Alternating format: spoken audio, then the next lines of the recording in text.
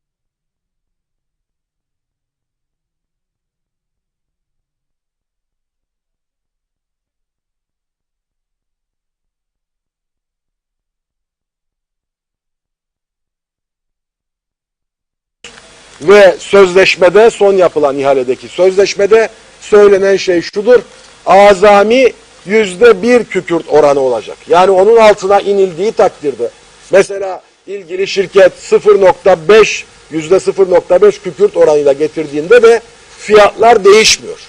Ama bu gelenlerde bazılarında %0.5 kükürt oranı olduğu için biz o orandaki akaryakıtın Plaz fiyatını aldık. Buna rağmen 4.615.000 dolar zarara sokulmuş durumdadır halk. Aslında o sözleşme uygulansaydı bu rakam onun çok daha üstünde bir zarar olarak ortaya çıkacak. Bu içinde bulunduğumuz ekonomik koşullarda ülkenin 4.615.000 dolar zarara uğratılması asla azımsanacak bir şey değil. Ve bu doğrudan doğruya halkın, ülkenin zarara sokulması anlamına geldiği için bunun hukuken muhakkak suretle hesabının sorulması gerekir. Bu birincisi. Gene bu 4 taşımada, 4 partide taşımacılık ücretlerinin bazı partilerde 3,5 katına kadar çıktığını görüyoruz. Yani taşımacılıktan alınan ücretler ton başına 3,5 katına kadar çıkıyor. Dolayısıyla ülkenin plansızlık, programsızlık aslında bilinçli olarak bu duruma taşınmış olmasının maliyeti taşımacılıkta ton başına 3,5 kat daha fazla para ödememizle sonuçlandı. Ve toplamda da minimumda söylüyorum, tekrar vurguluyorum bunu, 4.615.000 dolar hali hazırda an itibariyle zarara uğramamıza yol açtı. Niye an itibariyle diyorum? Çünkü bugün Merkezi İhale Komisyonu'nun açıklaması var. 10 çıkıldı ya en nihayet uluslararası ihaleye çıkma kararı verildi. Bu ihalede tekliflerin kabulü 11 Ağustos'a kadar devam edecek.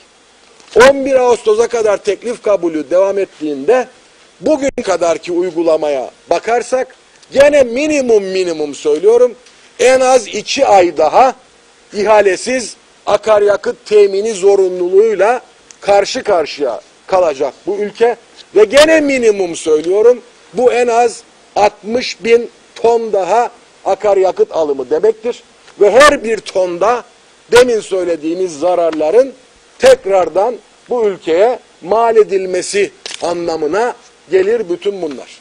Dolayısıyla bu ülkeyi yönettiğini iddia eden bu şu anki gayrimeşru yapı ve ondan önceki hükümetlerin bu kadar kısa süre içerisinde verdiği tahribat, bir, elektriksiz kalmamız, iki, elektriksiz kaldığımız için bakkalın, sağlık sorunlarıyla uğraşan insanlarımızın yaşadığı sıkıntılar ve onların uğradığı zararlar, onlar burada dahil değil ve üstüne üstlük halkın parasından bu kadar fazladan ödeme yapılmış olması. Yani bu ülke, ya şu söylendi, bu ülkeyi yönettiğini iddia edenler tarafından, hem elektriksiz kalacaksınız hem de daha fazla para ödeyeceksiniz dendi. Ve bütün bunlar arkadaşlar bizim ta Ekim'den bu yana milletvekili arkadaşlarımızın mecliste bunlar olacak diye anlattığı şeylerin nihayet olmuş halidir.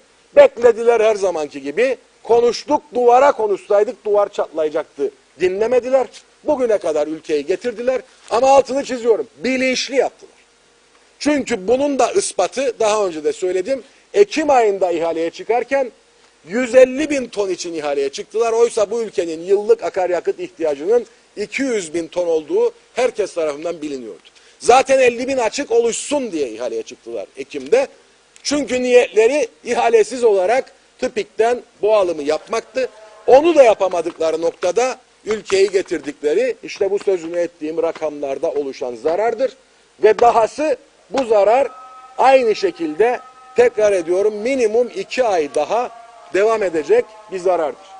Bu arada işin çevre tarafına baktığımızda bize ulaşan metinlerde, bugüne kadarki tahlillerde rastlamadığımız bir takım ibarelere rastladık. Biliyorsunuz bizim talebimiz neydi?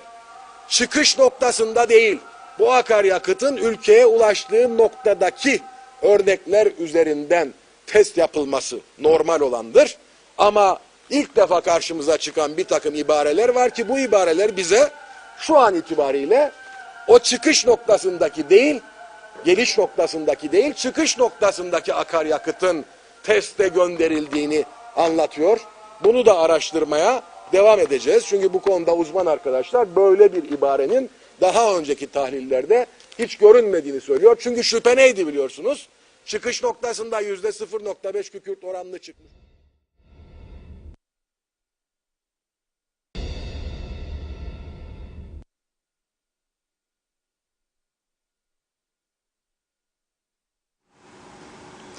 Evet, Cumhuriyetçi Türk Partisi Genel Başkanı Tufan Erhürman'ın parti genel merkezinde şu sıralarda düzenlemekte olduğu basın toplantısının en can alıcı bölümünü yayınladık sizlere canlı bir şekilde. Ekibimiz orada canlı yayın aracımızla birlikte bunu yayınladık.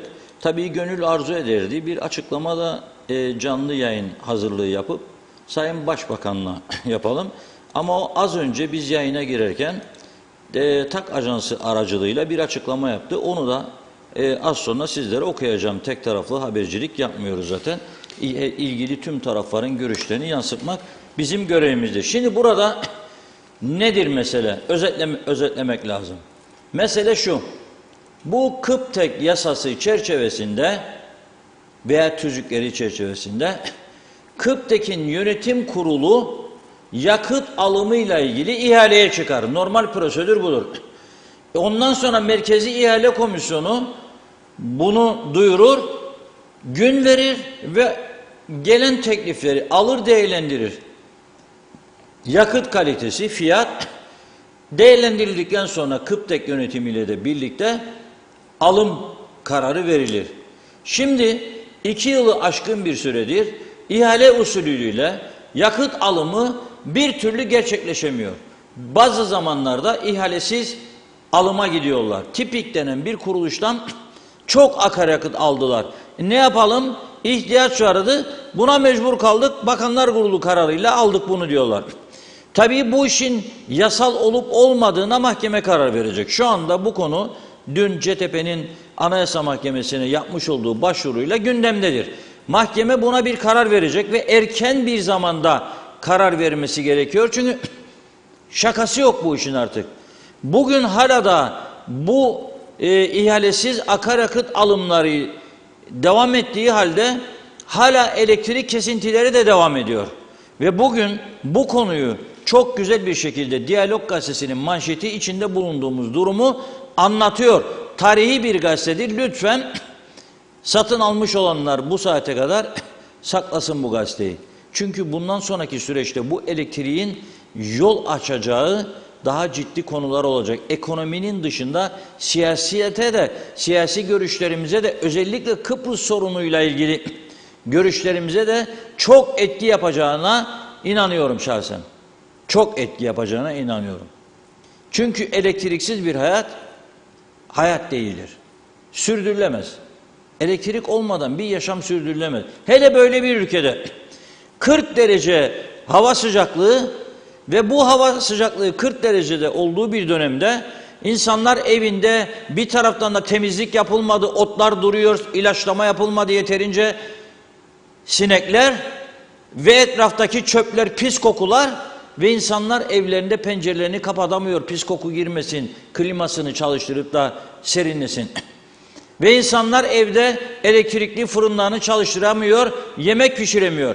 Ve insanlar evde elektrikli çaydanlıklarını çalıştıramıyor, su ısıtıcılarını çalıştıramıyor. Çocuklarına kızarmış ekmek sunamıyor. Yemek pişiremiyor, kasaplar kıyma yapamıyor. Sanayi tesislerinde çalışanlar yeterli üretim yapamıyor.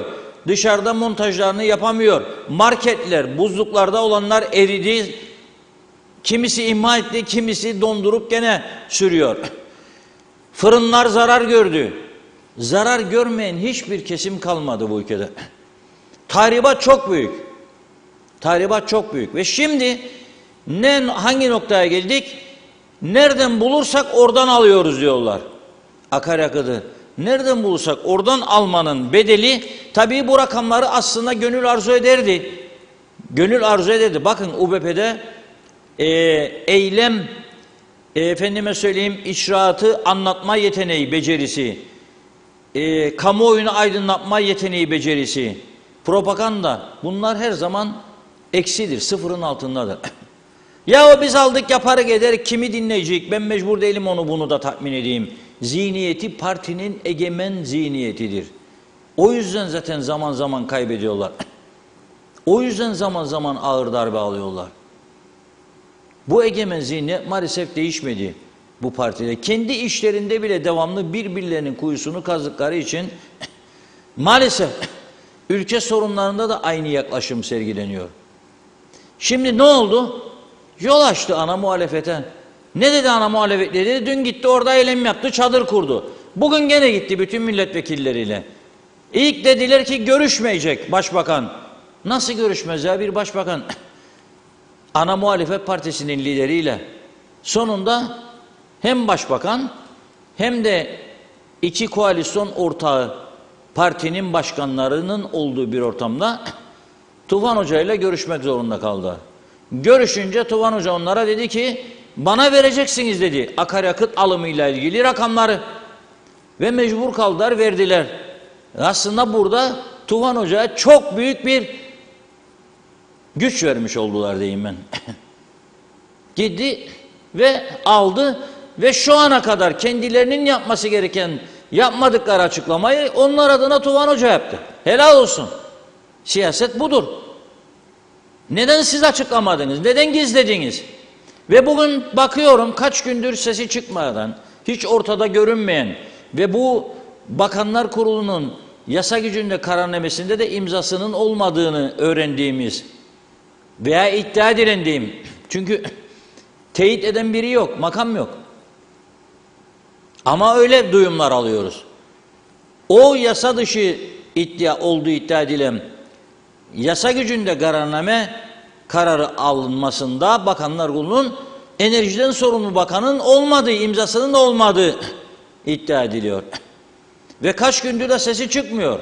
Haçtan mı şeytan taşlamadan mı ne diye yayınlar yapılıyor gazetelerde, tam sayfa, bazı yerlerde, bazı internet sitelerinde. Ona da yanıt verilmedi. Olabilir, özeldir, istemez açıklasın. Onu da anladım. Ama bugün diyor ki biz diyor bu yıl içinde Kıbrıs'taki sorunsuz hale getireceğiz. Elektrik sorunu kalmayacak diyor. Daha önce de söylemişti. Söyledikten 3 gün sonra bunu yaşadık.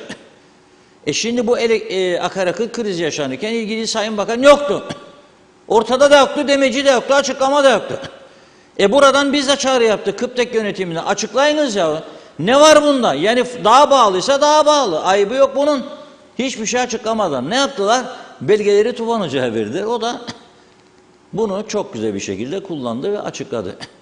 İddiaya göre, diyorum gene elindeki belgeye göre bir hesap yaptı, açıkladı. Farklıysa Kıbrıs yönetimi, galanlar tabii istifa ettiler. Biliyor, yönetim kurulunun 4 tane üyesi istifa etti. Bugünkü Diyalog Gazetesi'nde 3 diye çıktı ama tek haberi veren gazete oldu. 3 yönetim kurulu üyesi istifa etti de sonra gece yarısı veya sabah 4'e çıktı istifa edenlerin sayısı. Şimdi bu son 2-3 gün içerisinde, bir hafta içerisinde neyse alınan akaryakıtın maliyet farkı 4.615.000 liradır diyor Tufan Hoca. Yani kendilerine verilen belgeyi aldı, partili uzmanlarla birlikte değerlendirdi. Eski alım fiyatları ihale usulüyle, bir de şimdi ihalesiz alımları karşılaştırdıklarında bu kadar kısa sürede Kıbrıs'ın dolayısıyla ülkenin 4.615.000 dolar zarara uğratıldığını açıkladı. Çok büyük bir rakam bizim ölçeğimizde, çok büyük bir rakam. Amerika için değildir ama bizim için çok önemli bir rakamdır. Oldukça büyük bir rakamdır ve bu kadar kısa süre içerisinde hem akaryakıtın alımında yüksek fiyat farkı var hem de taşımacılık ücretinde diyor. Ton başına 3,5 kat fazla para ödediler diyor. Ton başına. Tabii şimdi hükümete de sorarsa ne karanlıkta bırakacaktık sizi. 5-6 saat kaldınız karanlıkta da nasıl bize sövdünüz?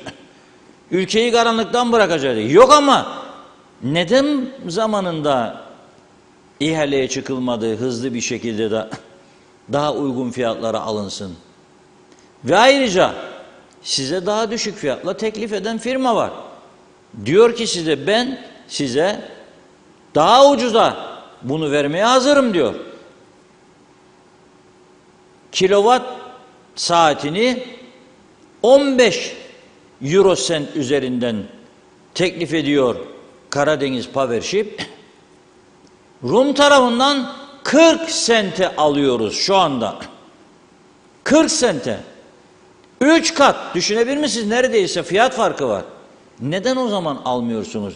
Yani madem ki yasa gücünde kararname çıkarma hakkınız vardır, öyle düşünüyorsunuz. Neden o kararnameyi çıkarıp da buradan da geçici bir süre almıyorsunuz daha ucuz fiyatlara ve daha ucuza? Çünkü bir iddia var, bugün son zammın 58 kuruş değil 65-69 kuruşlarda olduğu iddia ediliyor. Ve o da herhalde açıklanacak bugün yarın. Tabii işin bir başka boyutu, yönetim kurulu yok şu anda. 4 tane üyesi istifa etti. Neden istifa etti sizce bu üyeler? Yeni atanmış bunlar. Düşünün, son 2 ayda 3. yönetim kurulu da dağılmış oldu bu şekilde. Neden sizce? Bizim arkadaşımıza bizzat yönetim kurulundan bir üyenin söylediği,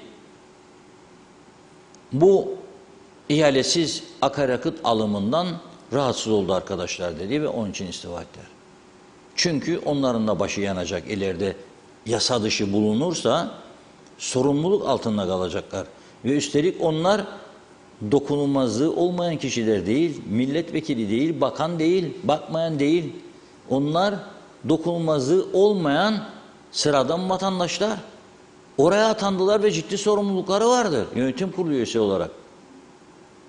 Tabii bu ihalesiz alıma istifa edenlerin 2 tanesinin de imza attığı yönünde bilgi var. Yani imza attıktan sonra çekildiler. Endişelendiler, onlar da tedirgin oldular. Nasıl olur bu iş? Yani nasıl olur ihalesiz, eğer bu KÜPTEK'in tüzüğüne, yasalara, anayasaya aykırıysa bu iş başımız yanacak diye dediler ve çekildiler.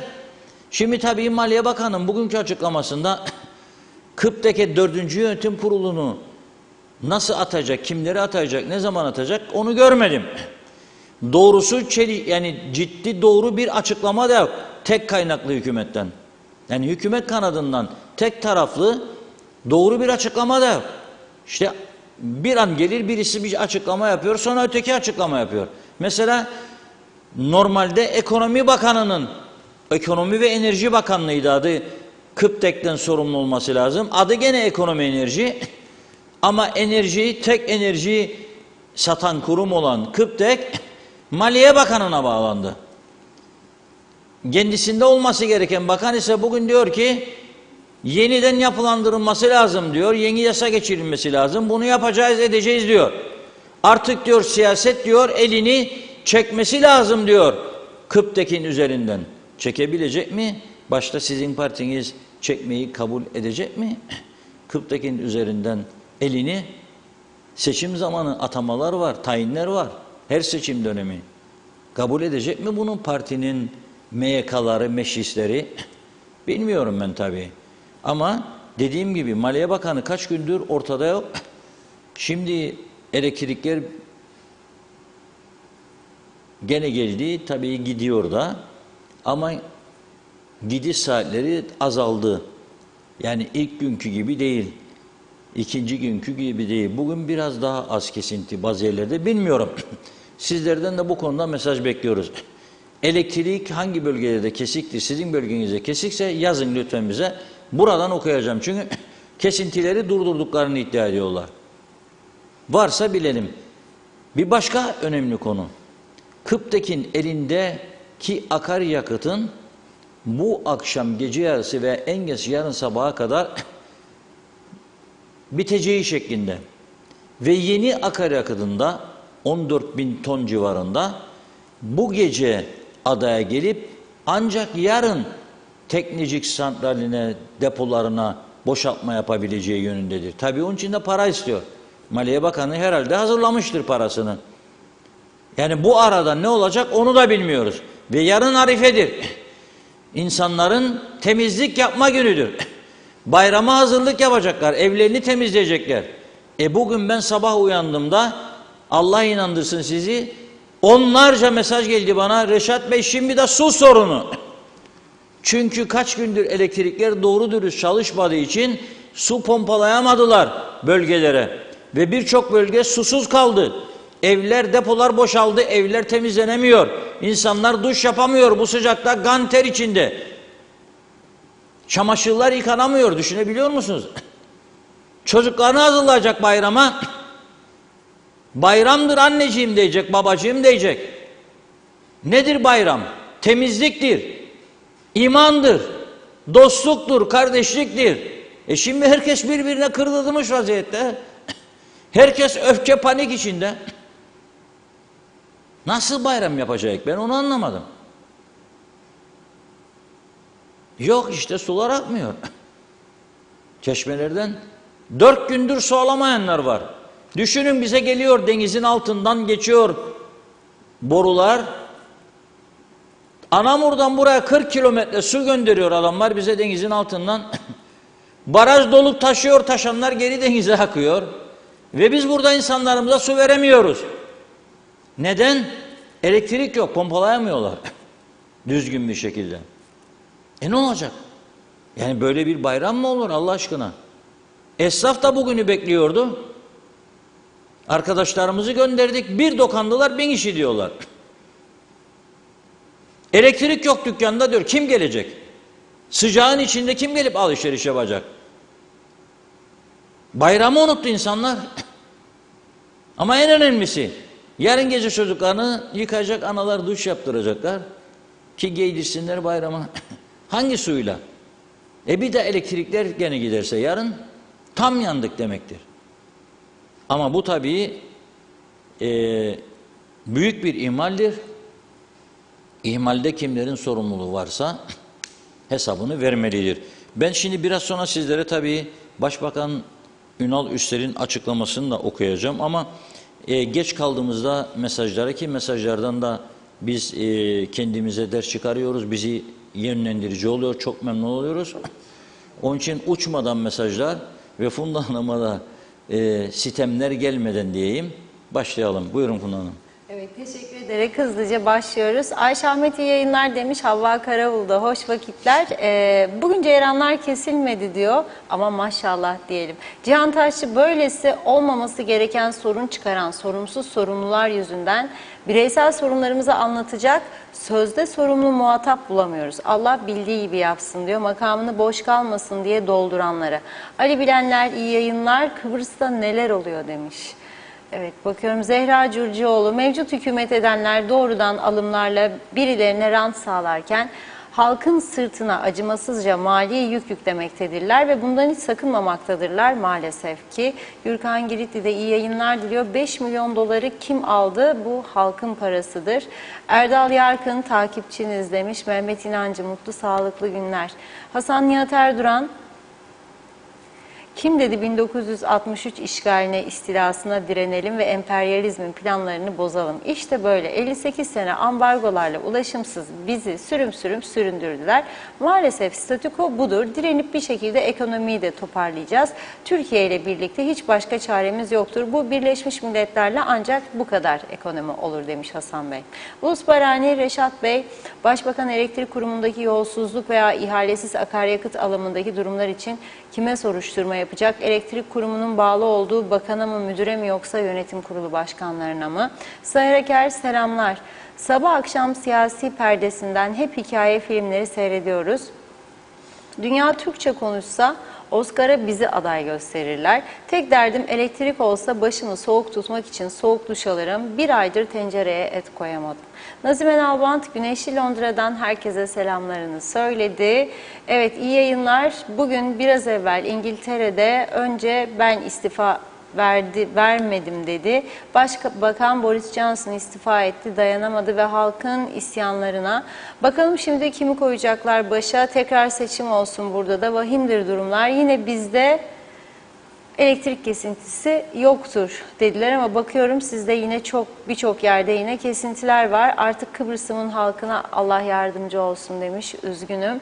Yusuf Tuncer Barkut, elektrik yok ama 5 gündür Mosa'da su yok.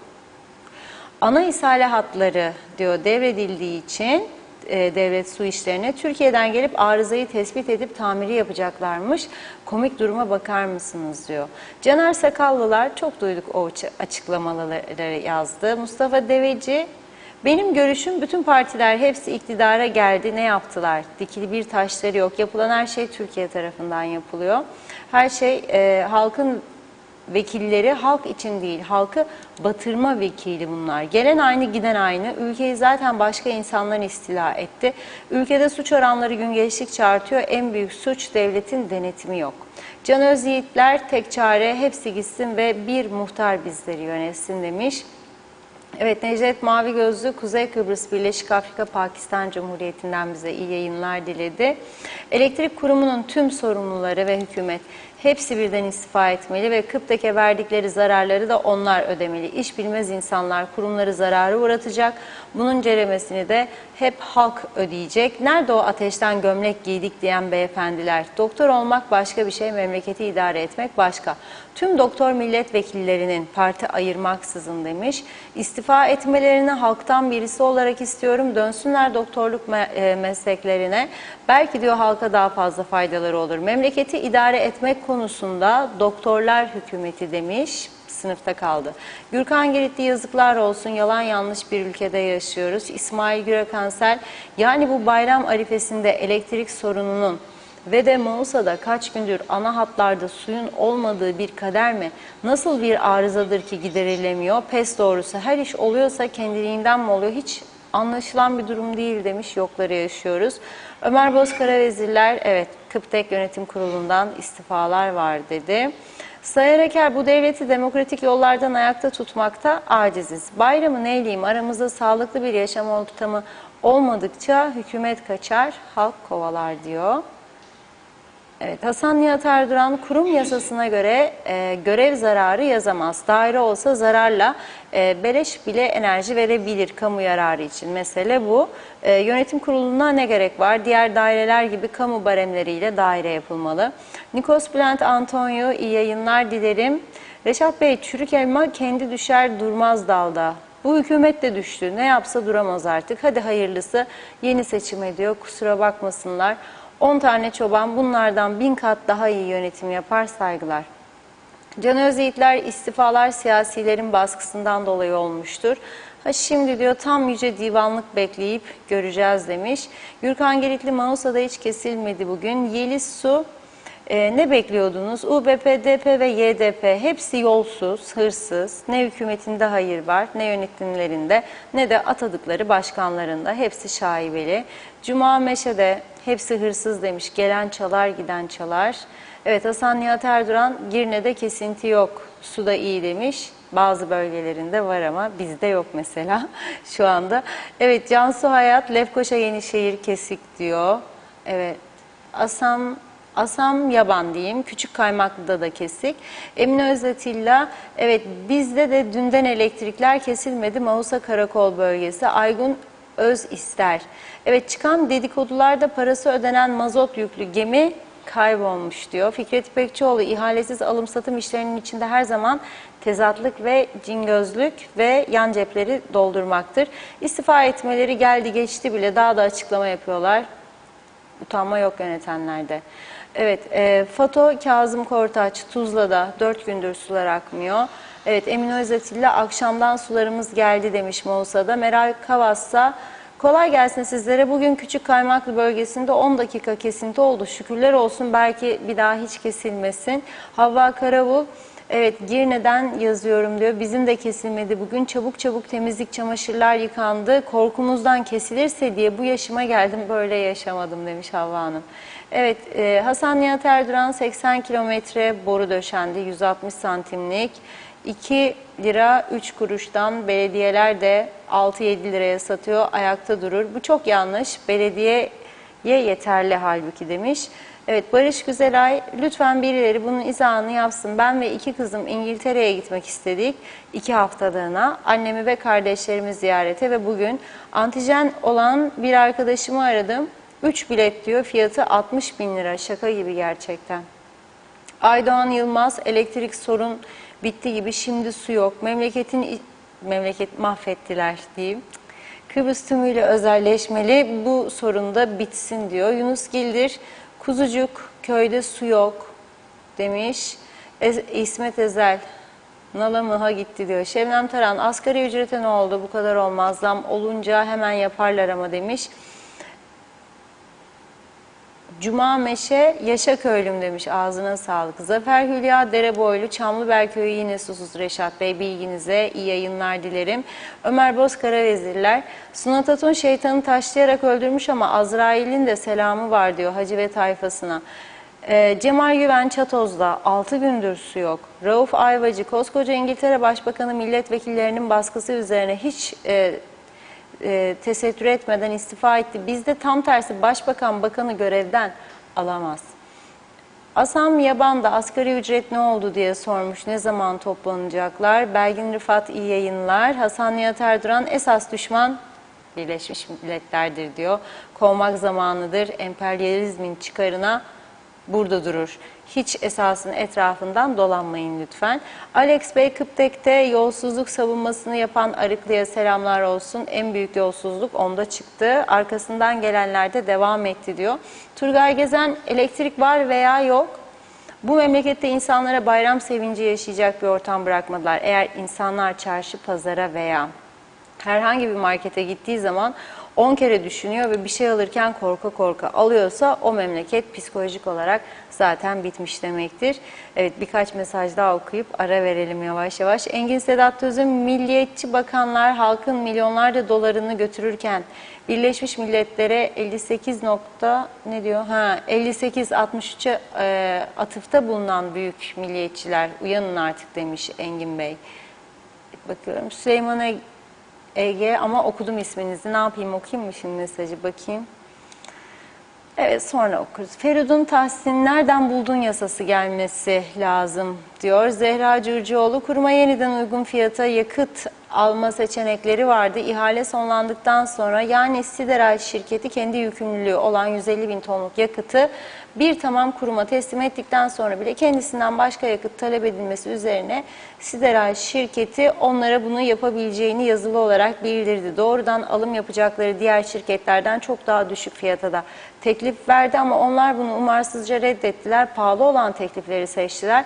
Halkı bilerek, isteyerek kazıklanmasına göz yumdular demiş. Altay Özsoy elektrikler bizim bölgede 3.30'da kesildi. 1 saat sonra geldi. Necdet Mavi Gözlü Hacı Sunat şeytan taşlamaya gitmiş. Kuzey Kıbrıs elektriksiz kalmış. Ne umurunda? Hacı diyor Kuzey Kıbrıs'ın başına gelmiş en zararlı insandır. Gittiği yerde kalsın, orada hacılığa devam etsin. Burada hacılık geçmiyor. Birilerine şirin görünmek için diyor hacılık. Evet, bakıyorum emojiler var. O gün Zeybekoğlu'nda okuyup ara verelim. Elektrik kesintileri devam ediyor. Döviz biraz yükselir gibi oldu. Sıcaklar kaldığı yerden devam ediyor. Zamlar son sürat ve biz bayramı kutlayacağız. Öyle mi demiş. Evet, devam edeceğiz mesajlara. Şimdi bir ara verelim. Reşat Bey buyurun. Evet, şimdi bir mesaj geldi arkadaşlardan. Bayramlık mesaj hükümetten. Kurşunsuz benzin 20.95 oktan 24.86 Türk lirasından 23.81'e düştü. Yani yaklaşık 1 Türk lirası indirim yapıldı. 95 oktan. 98 25.14 idi. 24.10 oldu. Bundan da yaklaşık 1 TL. Euro dizel 25.73 idi. 24.86. Bundan bir kuruştan daha az bir indirim yaptılar. Gaz yağı 24.45 idi. 23.23 oldu. Bu da 1 TL'den fazla bir indirim yapmış oldular. Yeni hükümetimizin elektrik yüzünden çok eleştirilen hükümetimizin bayram hediyesi olsun bu diye yaptılar herhalde. Teşekkürlerle kabul ediyoruz. Güzel bir müjde oldu. 1 lira 1 liradır. Depoları dolduralım. Bayramdan sonra ne olacağı belli değil. Çünkü bu açıkların kapanması için bir şeyler yapılmak lazım. Bu açıkların kapanması için bir şeyler yapmak lazım. Kolay kolay kapanacak gibi değil açıklar. Yani hem bütçe açığı çok fazladır devletin bir taraftan hem de bu şimdi akaryakıt, ihalesiz akaryakıt alımlarının yol açtığı fiyat farkı vardır. Ha bu ne olacak? Elektrik ücretlerine yeniden bir zam yaparak mı çıkaracaklar bunu? Onu da göreceğiz bakalım önümüzdeki günlerde. Şimdi Başbakan Ünal Üstel söylemiştim programın başında. Tam da biz yayına gireceğimiz anda düşen bir açıklaması vardır. Diyor ki halkımızın diyor son dönemde yaşadığı elektrik sorununa neden olanlar ve varsa bir ihmalin araştırılması için diyor Başbakanlık Denetleme Kurulu'na bugün iki yönlü araştırma yapması konusunda görev verdik diyor. Kurul, Kıptek'in hem neden yakın krizi yaşayacak kadar kötü bir noktaya geldiğini hem de ortaya çıkan kriz sırasında yapılan yakıt alımında fiyatlarda bir suistimal ya da ihmal olup olmadığını araştıracak diyor. Sayıştay Başkanlığı'nın da bu konuda denetçi görevlendirdiğini söylüyor Sayın Başbakan. Üstel diyor ki Maliye Teftiş Kurulu'nun da yaşanan süreçle ilgili araştırma yapmasını isteyeceğiz diyor. Gerekli her türlü araştırma ve soruşturmanın yapılması için ne gerekiyorsa onun yapılmasını sağlayacağım dedi. Tabii 3 tane yere gittik şimdi. Sayıştay yapacak, Başbakanlık denetleme yapacak, Maliye Teftiş Kurulu. Maliye Teftiş Kurulu zaten akaryakıttan sorumlu bakanlık değil miyim Maliye? Zaten kararı alan orasıdır öncelikle herhalde. O diyor alalım da alınıyor. Parayı da o veriyor. O neyin araştırmasını yapacak? Bu işi herhalde Sayıştaylık yapacak araştırmasını. Yüksek Denetçi Kurulu var. Ombudsman anlaşıp birinden biri yapacak. Tabii bir de mahkemeye verilen dava konusu var. O nasıl olacak? Şöyle diyor. Son dönemde ülkede yaşanan elektrik krizinin bir daha yaşanmaması için hükümet olarak her türlü önlemi alma ve bu konuda gerekli çalışma yapma konusunda kararlıyız. Bu arada yaşanan krizin neden yaşandığı konusunda varsa bir ihmal ve bunun sorumluları hakkında gerekli araştırma soruşturma yapılacak, hesap sorulacaktır diyor. Bu konuyla ilgili hiç kimse bu kriz döneminde kendisine siyasetten pay çıkarmaya kalkmasın. Başbakan olarak ben bu göreve geldiğimde bu büyük krizi masamda buldum diyor. Kıptek yılların birikimi sonucu zaten ciddi sorunlarla boğuşan bir kurum durumundayken buna yakıt tedarikindeki sorunlar da eklenmişti. Başbakan olarak Kıptek'in tüm kurumları ile birlikte yeniden ele alınarak ayağa kaldırılması için gerekli çalışmaları başlattım. Yaşanan sorunların yeniden yaşanmaması için bu konuların bizzat takipçisi olacağım. Yakıt tedarikinde yaşanan sorunlar sonrasında ortaya çıkan kriz gerçekten büyük bir krizdi ve ben bunu göreve geldiğimde önümde buldum. Konu önüme geldiği zaman neredeyse üretim durma noktasına gelmişti ve bu kurumda üretimi devam ettirecek yakıt yoktu. Aynen bir önceki başbakan da Faiz Bey hani 59 gün gelmişti sonra o da önümde buldum demişti bize. Önünde buldu. Sonra sendika başkanı arkadaşlarla evine gitti gece Ankara'dan döndükten sonra. Orada kendisine sendikanın Antepli bir talep kağıdını koydular önüne. İmzala bunu, eylem bitsin. Yoksa lastikleri ateşe verdik Teknecik'te. Santralı da ateşe verdik ha. O da imzaladı. İmzaladıktan bir hafta sonra da ne oldu? Hükümetten gitti, başbakanlıkta gitti. Şimdi Ünal Bey diyor, ben de önümde buldum diyor. Ünal Bey'den sonra gelecek olan da önünde bulacak. Çünkü ne diyor bakın, Kıptek'in tüm kurumlarıyla birlikte, nedir tüm kurum? Kendisidir kurum zaten. Yeniden ele alınarak ayağa kaldırılması için diyor, gerekli çalışmaları başlattım.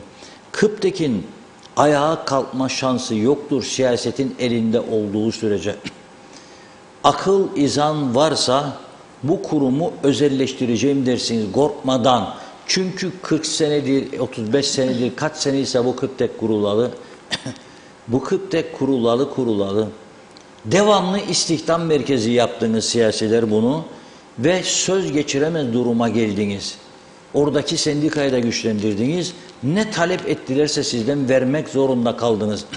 Ve bu şekilde vatandaşlar arasında da ayrıcalık yaptınız. Efendim Kıptek risklidir, elektrik telleriyle canıyla oynar. Olabilir. Telefoncu da aynı şeyi söyle, ben de direğe çıkarım der. Onun da riskli görevi var. Polisin riskli görevi var. İtfaiyecinin yok mu ya, hortumu taşır, ateşin üstüne gider. Üstelik korunmasını öngören elbiseli de yok zavallıların.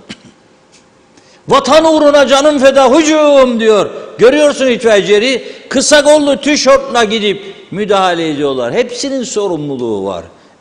Hepsinin risk payı var. Sivil savunmacının da var.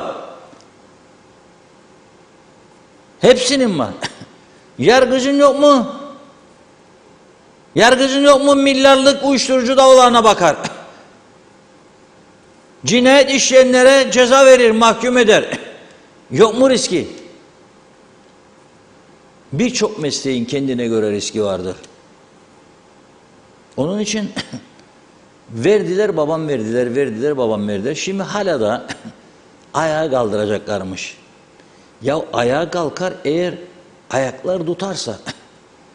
Ayaklar felç olmaz. Tedavi de olmaz. Hiçbir şey olmaz. Koltuk değnekleriyle kaldırmaya çalışıyorsunuz işte. O da bu kadar bağlayan mal oluyor. 15 sente vereyim der. Hala daha cevap vermezsiniz adamlara. 40'a gidip güneyden alırsınız. Bu yakıt fiyatlarıyla bakalım kaça mal ediyorsunuz şu anda. Onu da bilmiyoruz. Zararı öğrendik sadece 4 milyon 615 bin dolar. Zararı öğrendik, yakıt farkını birkaç günlük. Maliyet ne oldu şimdi onu bilmiyoruz. Hiçbir şey yok. Doğru dürüst bir açıklama yok. Yani Sayın Ünal Üstel evet masasının üstünde buldu bu konuyu ama bulacağını da tahmin etmeliydi. Çünkü son 2-3 yılın en ciddi konusudur. Son 2-3 yıldır Kıptek'te doğru dürüst bakım onarım yapılmıyor. Yedek parça alınmıyor. Akaryakıt ihaleleri ve yedek parça ihaleleri sonuçlanmıyor. Sürekli Merkezi İhale Komisyonu iptal ediyor ihaleleri. Ve bu daha ne kadar zaman gelecek belli değil. Halbuki ben olsam ne yaparım? Baktım gördüm ki kanıyor yara, orayı kopar atarım. Bitti bu iş. Yara aksi halde büyüyecek. Durdur bir an önce. At dikişi dursun. Dikişi atmanın yolu da ucuz kim verirse ondan alırsın ve rahatlarsın kardeşim. Ama o şirkete 150 kişi alacağım, seçim geliyor, belediye başkanlarını kazanacak, tek başına iktidar yürüyüşü, tek başına belediye yürüyüşü diyerek yarın bize kalkar da derseniz 100 kişi alacaksınız, almaz adam. Bakın Aksa'nın 35 kişiyle bu işi yaptığını yeni öğrendim. Duyduk duymadık demeyin ey Müslümanlar, ey Kıbrıs Türk cemaati. Bir taraf 600-650, bir ara 800 lira fırlamıştı rakam. Bir taraf 35 kişi. Eşit miktarda üretim yapıyorlar. Duyduk duymadık demeyin. Daha doğrusu yani bu olaylardan önce eşit kapasiteleri vardı. Bu krizi yaşadığımızda Aksa 135 megawatt günde, Kıptek 25 megawatt. O 25 megawattı da üretsin diye akaryakıtı da Aksa'dan oraya gitti. Çok ciddi bir fark var. O çünkü Aksa'yı yöneten adam eğer işini tamam yapmazsa onun kulak gider. Yüklü maaşı da gider genel müdürün. Çok ciddi maaş alıyorlar öyle şirketleri yönetenler Türkiye'de. Birçoğu dolar üzerinden ödeniyor. Evet, bugün de enteresan bir mesaj aldım bir arkadaşımdan. Güneyde çalışır. Kapattı lokantasını, gitti orada çalışır. Bir arkadaşa diyor bugün diyor Rum tarafında diyor günde 200 euroya diyor marangozdur diyor, ustadır diyor. İş buldum diyor. Erol Bey dedim, ben de bir iş bul da geleyim oraya dedim. 200 euro 6000 euro yapar ha. Lütfen ha. Herkes dikkat etsin. Ustabaşıdır çünkü diyor. İşini iyi iş öğrenen, iyi iş yapan adam dünyanın her yerinde para kazanır. Her yerinde. Bakın her zaman söylerim İngiltere'dekiler beni yanlışsam düzeltsinler. Ben derim bir daha İngiltere'ye göç etmeye karar verirsem yani gidip orada yaşamaya derim önce su tesisatçılığını öğreneceğim. Plumbing. Çok iyi para var. Elektrik. Ama plumbing müthiş. Çok güzel iş var. Çiviyi çakmıştı bizim bir yeğen bana yardım edecek halıyı döşerken diye. Çiviyi çakarken halıyı çakacak diye su borusu tabii ahşap parkenin altından geçer, yerin altından. Elektrik de öyle evlerde. Duvarlardan geçmez yani. Yerin altından geçer. Ve ahşaptır ve tehlikesi yoktur tabii. Deldi, tıp tıp tıp tıp akıyor. Ne yapalım? Bir kova bulduk, evde koyduk. Çağırdık, geldi mahalledeki tamirciyi. Geldi, girdi içeri. Dedi, bir baktı çıktı. Çok kolay iş bu dedi. Where is the job Mike diyor bana. Hadi yap dedim. Yok dedi, bugün yapamam dedi. Ne? Kız arkadaşımla papa gideceğim dedi. Böyle cüsseli belli bir adamla yanaklar kıpkırmızı. Ha haklısın dedi. Ben ne yapacağım dedim. Kova doldukça dedi dökeceksin dedi. Pazartesine kadar. Tamam bir sorayım dedim. Kaça mal olacak bana dedim. 250 Mike dedi. Nedir ya dedim. 25 lira mı? Sterling'den konuşurum. Ne dedi, bana şaka mı eden dedi. Sen dedin çok kolay bir iştir. 250 dedi. Sterling 250. Bir çivi deli de orayı halledecek bana. Kendi de çok basit iş. Aradım kardeşimi, Allah rahmet eylesin, onu haksız bir şekilde kaybettik. Geçen sene, 2 sene önce. Dedim keseyim Mehmet bileti sana.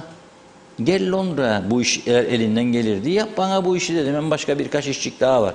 Bilet o günlerde 70-80 sterlindi. Kestim bileti, geldi.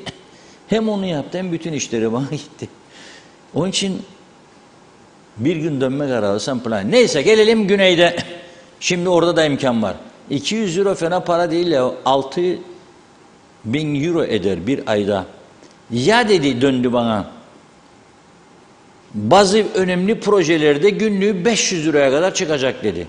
Bu arkadaş çalışkandır dedi. Usta diyecek kendine gitme 4'te kal 6'ya kadar. Ben Mahmut kalacak. Çünkü money.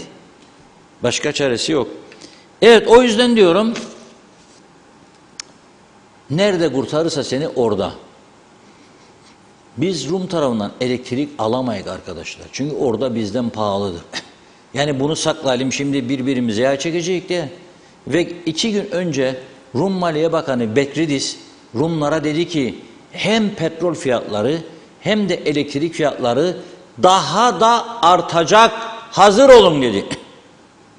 Ama işte onlar 200 verir marangoza, biz 20 veririk. O ayrı.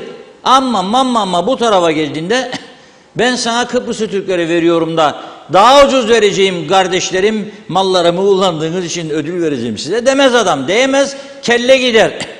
Kendi halkına verdiği fiyatın altında verirse. Seni bu kurtarmaz. Ne oy alıyorsun madem daha ucuz teklifler var? Ne oy? Aksa'da burada halen tesisleri var. Bakın Rum tarafındaki tesisin 1. sayfadaki o fotoğrafı arkadaşlar getirsin lütfen görelim. Burası Mari dedikleri Datlusu bölgesi. Tesisi görür müsünüz siz? Mükemmelliğini. Görüyorsunuz değil mi tesisi? Rum Elektrik Kurumu, AİK tesisleri. Bir de bizim tekneciye bakın ya. Yani mahcup olmaz mısınız, utanır mısınız demeyeceğim. Utanma şeyimiz olsaydı, becerimiz, zaten böyle maskarelik işler yapmazdık ya. Odur işte. Umut veren, güven veren. Bizim de bakın siz o tekneciye ya. Olmaz. Yani kendi kendimizi kandırmaya devam edeceksek daha çok yaşayacak bu sıkıntıları, ta ki bizi birileri tam yönetim altına alsın. Daha çok yaşayacak. Hak ediyor muyuz bunu yani halk olarak? Etmiyorsak çaresine bakalım. Ha siyasetçiler onlar ne kurtarırsa kendilerini ondan yana. Biz adam ederik Kıp'taki merak etmeyin. Hadi edin bakayım. Adam edin. Nasıl edeceksiniz? Hadi edin buyurun bunu. Nasıl edeceksiniz göreyim sizi. Bu çok ciddi bir sorundur. Öyle kolay kolay adam edilecek gibi görmüyorum. Peki bu paralar nereden çıkacak? Çok mühim. Bu açıklar nasıl kapatılacak? Ben bir arkadaş gönderdi, bir izleyici gönderdi az önce. Arkadaşlarım bir bakınız bir Levent Kırca kısa videosu gönderdiler. Acaba onun tavsiyesini mi alalım? Nasıl artırıyorlar açığı kapatmak için bütçe açıklarını? Güzel bir oyunu vardır Levent Kırca'nın. Onu mu acaba örnek alalım diye düşünürken Özlem Hanım bana akaryakıtta indirimi gönderdi. Ama izleyelim isterseniz Levent Kırca'yı. Memurun durumunu düzeltmek, enflasyonu düşürmek konularında hiçbir yeteneği olmayan hükümetin yeni vergi çıkartmak konusunda Allah vergisi bir yeteneği var sayın seyirciler.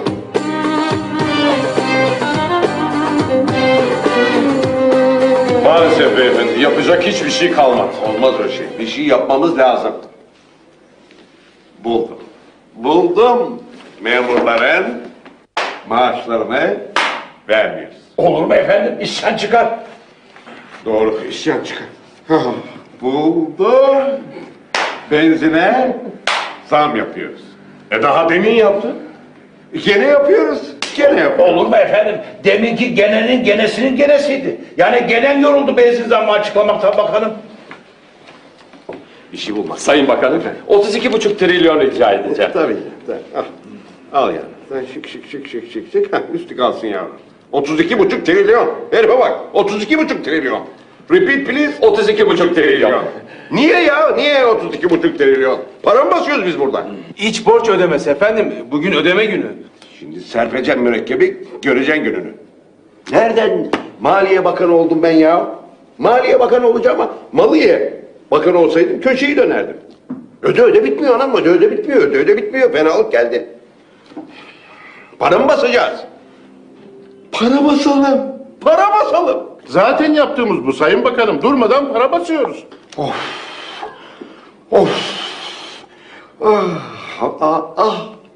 Aklıma korkunç bir cin fikir geldi. Şimdi ben cin fikirliyim. Arkadaşlar, şu depremzedeler için toplanan yardımlar var ya, onları olduğu gibi iç borçlara yatıralım, kimsenin ruhu duymaz.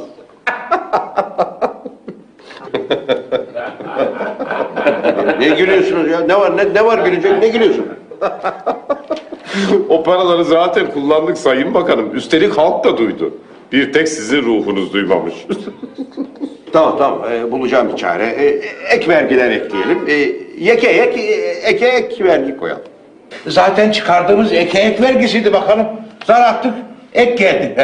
Vatandaş kaybetti, biz kazandık. Ama yine de içerideyiz. Allah'ım bir şeyler yapmam lazım. Allah'ım sen büyüksün, para bulmam. Allah'la arama girme. Para bulmam lazım ya Rabbi. Vatandaş bir kere verse. Neyi verse efendim? Canım varı yoğu nesi varsa bir kere verse. Bir kereden bir şey olmaz. Ne demek bir seferden bir şey olmaz efendim? Vatandaştan vergi istiyoruz. Bir gerekçe bulmamız lazım. Müjde bakanım, müjde isterim. Ne oldu? Loto bize mi çıktı? Sel bakanım, sel. İç Anadolu'yu sel aldı. Yağmur yağıyor, seller akıyor. Bütün kabine camdan bakıp göbek atıyor. Bu bir felaket. Yaşasın. Sel için vergi koyabiliriz. Adını da Veysel vergisi koyabiliriz. İsmi Veysel ve Aysellerden de 2 kat alırız parayı. Saçmalıyorsunuz ama gene de koyarız bakalım. Koyun. Müjdeler olsun bakalım. Müjdeler var yurdumun toprağından, taşından. Fırtınalar geliyor, tayfunlar geliyor. Ne diyorsun? Hızı 300 kilometre. Şimdi meteorolojiden geliyorum. Her şey uçacak. Böylece vergi koyabiliriz. Her şeye herkes de verir.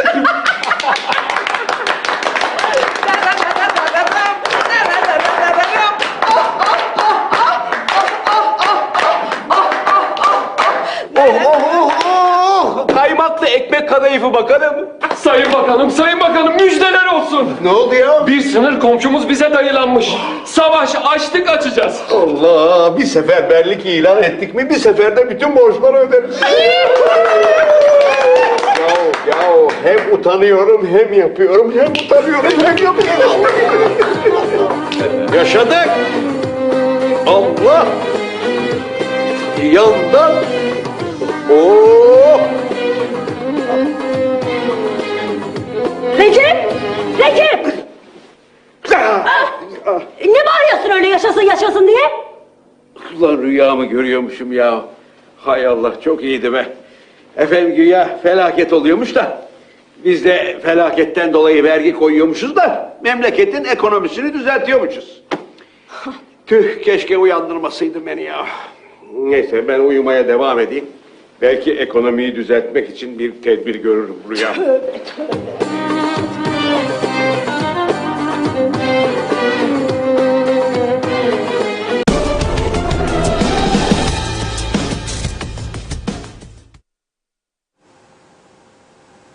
Evet, birlikte izledik.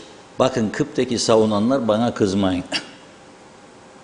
Sizin yüzünüzden bu ülke karanlıklarda kalamaz. Ben devamlı örnek veririm. Güney Kıbrıs'ı aynı aday paylaşıyoruz.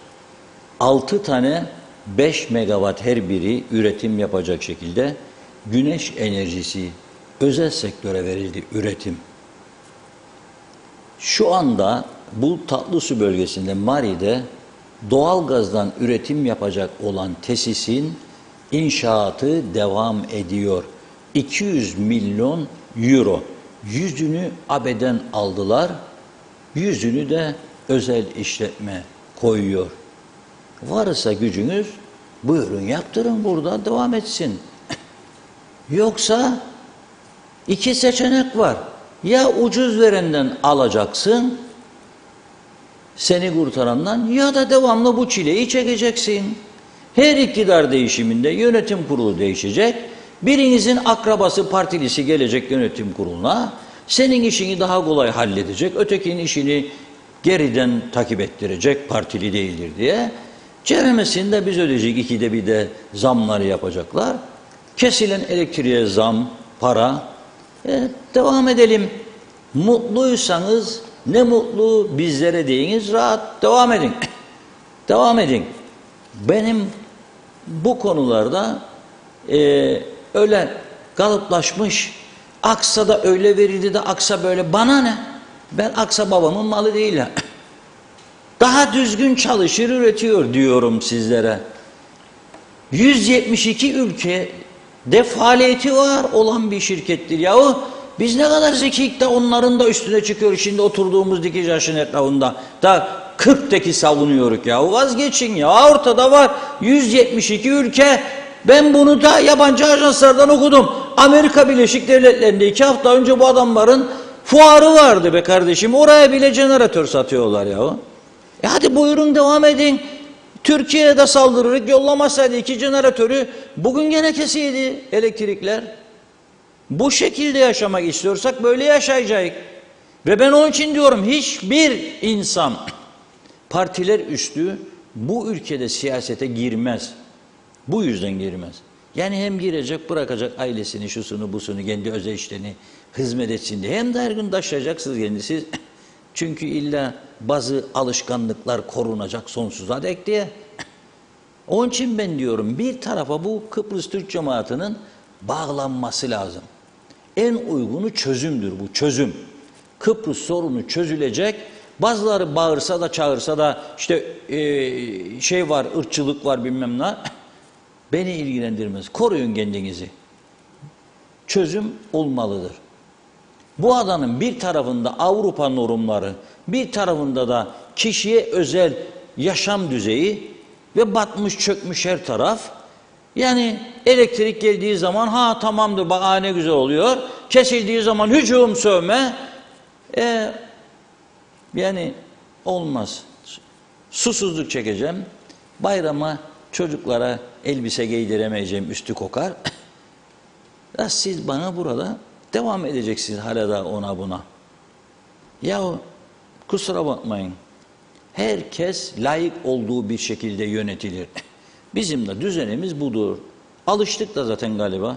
Bakın bir günde unuttuk daha dünkü cefayı, hem 2 gün evvelki cefayı. Devam mı? Devamsa devam. Tamam mı? Tamamsa tamam. Ben diyorum bir an önce bir yol bulsunlar, bu çözüme giden yol. Ama öncelik, Ünal Bey söz vermişti. Görevi aldı. 3 gün sonra sınır kapılarını gezdi ve söz verdi. Gerekli önlem alınacak. 1 ayı geçti. 2 ay neredeyse. Bekliyorum ben. Sınır kapılarında geçişleri kolaylaştıracaklar. Hele şimdi düşürdüler de 1 lira daha benzini esas Levent Kırca gibi zil takıp oynayacak olan Rumlardır şimdi.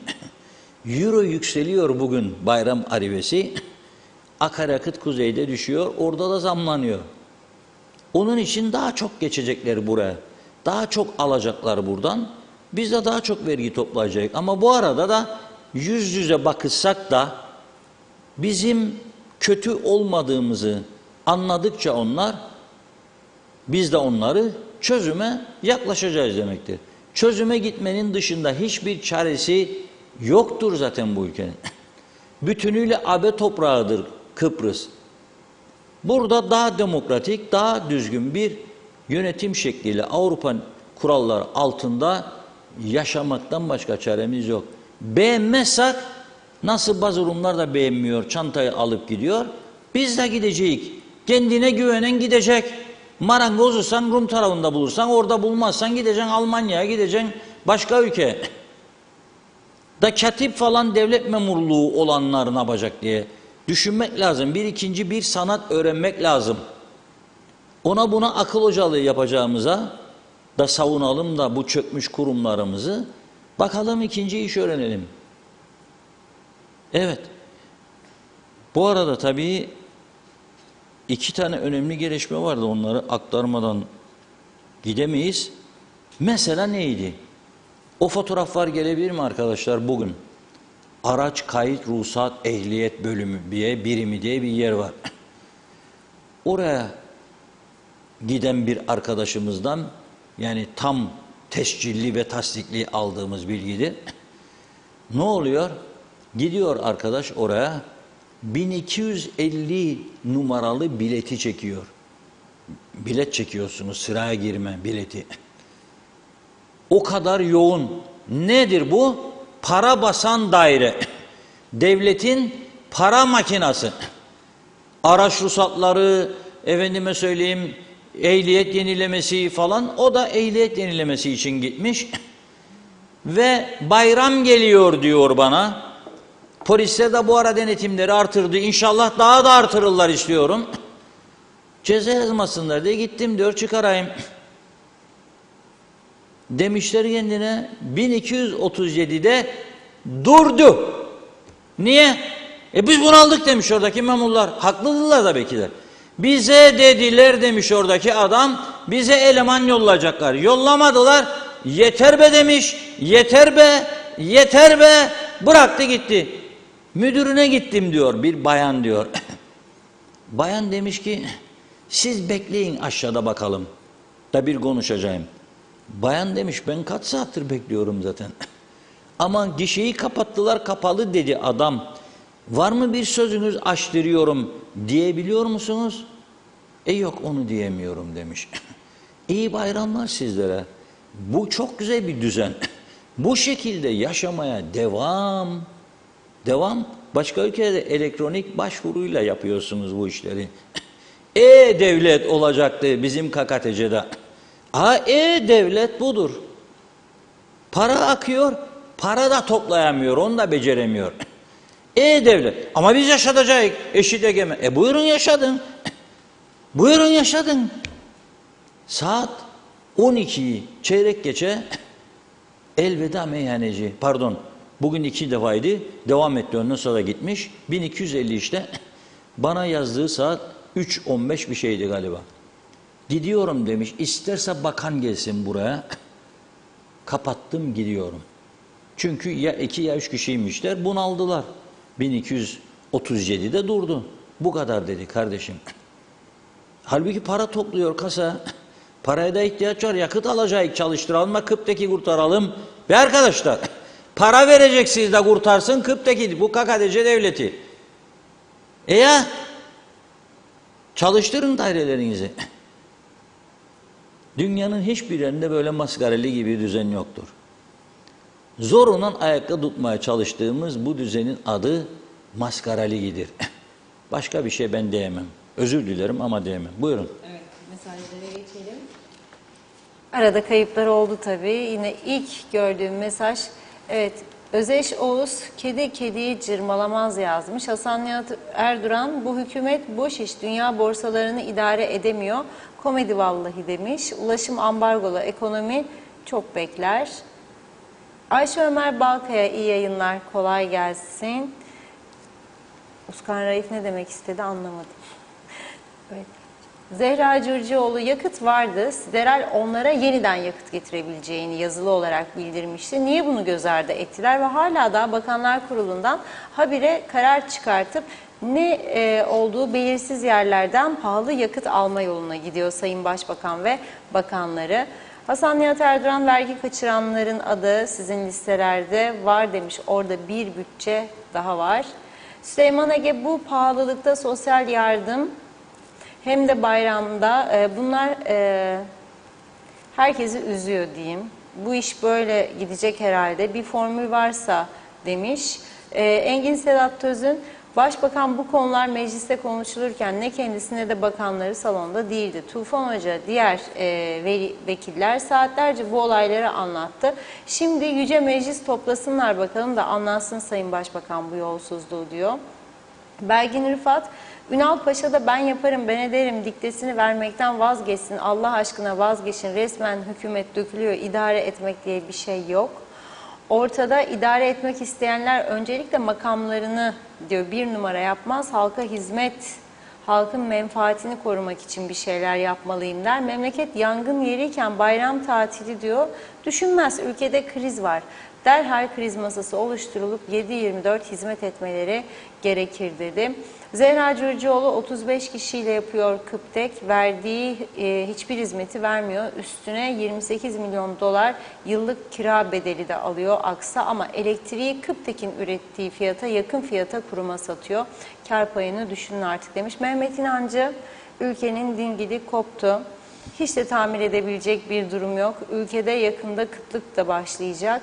Zeka Üçer, iyi yayınlar. Reşat Bey, hükümet nereden korkar da gemiden elektrik almaz? Selamlar Londra'dan. Turgay Gezen, Birleşmiş Milletler'in Maraş planı eninde sonunda uygulanacak. Ercan Havaalanı'nda uluslararası hava trafiğine açılacak. Buraya uzun menzilli, geniş gövdeli uçaklarda inip kalkacak. Yeniden yapılandırılmasının tek nedeni budur. Zaman daraldı, yakın bir gelecekte bunlar gerçek olacak diyor. Evet, bakıyorum. Deniz Barış, Aksa'da az personel var ama diyor onlar sadece üretim yapıyorlar. Kıptek ada genelinde hizmet verdiği için çok daha sayıda personeli var demiş. Hasan Nihat Erduran, daire olacak bitecek, Interconnect şart, kanser ettiler hepimizi diyor. Organiği, yeşil enerjiyi engellerler, suç büyük yazdı. Mehmet Kasap, Kıbrıs Cumhuriyeti'nde diş hekimi isterler mi diye sordu. Ali Yeni Gün, bizi yönetiyor diye iddia edenlerin hali böyle demiş. Necdet Mavi Gözlü, Kıptek ve Kuzey Kıbrıs ayakları üzerinde durduğu zaman bana telefon etsinler. Başbakan sanki de aydan geldi. Elektrik sorununu masada bulmuş. Sayın Başbakan, memleketi yaklaşık 45 yıldır sizin partiniz yönetiyor ve bu elektrik kurumunu da siz bu duruma getirdiniz. Sanki bu sorunlar daha önce yoktu. Ben elektrik sorununun olmadığı bir zaman hatırlamıyorum. Nasıl olur da siz elektrik sorununu masada buldunuz? O sorun hiç masadan kalkmadı ki demiş. Benden bugünlük bu kadar. Afrikalı insanların olmadığı günleri görmek umuduyla herkese hayırlı akşamlar. Evet, Sayar Eker, uçtuk, uçurulduk, motorlar söndü, çok yükseklerden düştük demiş. Evet, Feridun Tahsin, üreterek, ihraç ederek ekonomi büyür. Halkı soyarak değil diyor. Hasan Nihat Erduran, sağ yapar, sol yıkarsa bir yere varılmaz demiş. Mehmet Uluçaylı, kolay gelsin, iyi yayınlar diliyor. Zehra Cürcüoğlu, bizde özelleştirme de kurtarmaz. Çünkü özelleştirme maalesef peşkeş aracı olarak kullanılacak. Öyle görürler. Ve halka değil, birilerine rant sağlamaktan başka işe de yaramaz dedi. Evet. Hasan Nihat Erduran, sebep belli, sonuç belli. Sebep olan ceza almadı, şımardı, katletti, soydu, sömürdü, korunur diyor hala emperyalist çatı. Birleşmiş Milletler tarafından etrafında durmak, dönmek, dolanmak boşunadır demiş Hasan Bey. Nazime Nalbant, tekrar size yazıyorum. Evet, cevap veriyor. Aktaralım. Bazı kişiler sen Londra'da yaşıyorsun, Kıbrıslılar çeksin der gibi ama bilmiyorlar ki ben 54 sene oluyor her an kalbim vatanım için atar. Yüreğim her an ve devamlı olarak gelir gider. Hele bu pandemi devrinde 2 seneye yakın orada kaldım. Tabii ki Kıbrıs'ın halkını düşünüyorum. Kendimden fazla. İnsanı vatanı gibi var mı sorarım size sevgiler demiş Nazım Hanım. Abdurrahman Albayrak, elektrik paneli koymak isteyenlere 50 çeşit engel koyarlar. Belgin Rıfat, suçlar yönetim kurumunun değil, direkt olarak hükümet edenlerdedir. Ne sendikalar ne yönetim kurulları, durmadan değişen bakanlar, hükümetler içerideki hırsızlardır. Kimse sesini çıkarmıyor, bu kadar yanlışa durun demeleri gerekir. Otellerin durumu da çok kötü. Kolay mı jeneratörleri sürekli çalıştırmak? Kolay mı? Zaten fiyat artışlarından dolayı zarar ediyorlar. Bir de jeneratör masrafı çıktı. Salih Mullalı, alıştık artık elektriklerin kesildiğini diyor. Alıştık artık sensizliğe, alıştık artık diyor. Sensiz sevmeye gibi oldu Reşat abi. Mehmet Uluşaylı, bir an önce bilgili donanımlı alanında tecrübeli kişiler bürokrat olarak atanmalı. Rastgele kişileri memnun etmek için atama yapmaktan vazgeçmediğimiz sürece bir adım ileri gidemeyiz demiş. Evet, Feridun Tahsin, saat 9'da giden araç kayıda numara yok derler diye yollarlar seni, yarın sabah gel. Belgin Rıfat, İngiltere'de postayla yapılır. Üstelik sen ona değil, o sana 2 ay önceden bildirir. Ehliyet tarihin bu tarihte bitecek diye. Selçuk Özen'le ruhsat dairesinde hastane gibi sayıyla insan alıyorlar. 40 kişi, 5 tane gişe var. 2 gişe çalışır, başka almayız diyorlar demiş. Evet, Vedat Özkan, herkese iyi akşamlar. Kuzey Kıbrıs'ta büyük çelişki var. Hükümet 16.000 devlet personeli var diyor. Fakat bazı kurumlarda personel açığı var. İlginç demiş. Günay Şeherli, elektrik çalışanları suçlu değil. Peki suçlular kim? Devlet mi, atanan müdürler mi, yönetimde olan mı, kirli siyaset mi, kurulan düzen mi, seçimler mi? Suçlu olan yerlere değil, çıkarlar uğruna doldurulduk. Kendi yaptıklarımızı kendimiz şikayet ediyoruz. 74'ten bu yana suç işleyenlerin hesabını kim verecek dedi. Fikret Karahan, araç kayıtta numaralar 500'den başlar demiş. Nazime Nalbant, inşallah bu zor olan günlerimiz elbet geçecek. Yeter ki sabırlı olalım, birlik beraberlik olsun diyor. Güzel günler elbet göreceğiz. Aydınlık günler göreceğiz. Buna inanıyorum. Sevgiyle kalın demiş. Teşekkür ederiz Nazime Hanım. Salih Mullalı, duyduğuma göre ne elektrik ne su bayramda kesilmeyecekmiş. Mesela yani diye de ekledi mesajın sonuna. Evet, İsmet Ezel, o sayaç 001'den başlamaz. Havva Rozage, Londra'dan iyi yayınlar. Boş vaktim olduğunda izliyorum. Kıbrıs'ın durumu vahim. Allah yardımcınız olsun. Sizin de, benim de işimi kapatıp geldim. Çalışıyorum Londra'ya. Tam zamanında geldim. Hasan Kasapoğlu, selamlar. Telgrafın tellerine kuşlar mı konar şarkısını çalar mısınız? Cihangir Özger, Interconnect'te Rum tarafından engelleniyor. Gaz gelmesi lazım demiş. Evet, 1-2 mesaj var. Tamamlayacağız galiba. Emireli Tatlıgil, tatlı dil, ortalık yangın yeri, yöneticiler hepsi bir alem. Vedat Özkan, hükümetin çıkmaza girdiği 50 vekilde bitiyor. Çözüm için para lazım, para yok. Maliye gelirlerinin %85'i maaş olarak veriliyor. Bu sistem böyle yürümez. Radikal kararların alınması şarttır demiş. Salih Mullalı da artık bıraktılar bizi kendimizi yiyelim. Ne halimiz varsa görelim. Türkiye'de usandı bizden. Mehmet Şah davulcu, olduğum köyde havaalanının üstünde bir jet var. İnemiyor. Belki daha bire turlar. Düşmese bari demiş. Evet. O mesajı nasıl okuyacağız Süleyman Bey? Evet, bakıyorum. Akın Kemal, işimiz zor. Ne olacak? Sonumuz belli değil demiş. Mustafa Deveci de, maalesef Kıbrıs Türkiye'nin 90'lı yıllarındakinin aynısı oluyor şimdi. Mustafa Gürsoy, evet iyi günler. Aslında seyir sefer çıkarırken veya sosyal sigortalarda işlem yapmak isterken bunları online yapma imkanı var. Bu nedenle oraya gidip de gitmeye gerek yok demiş.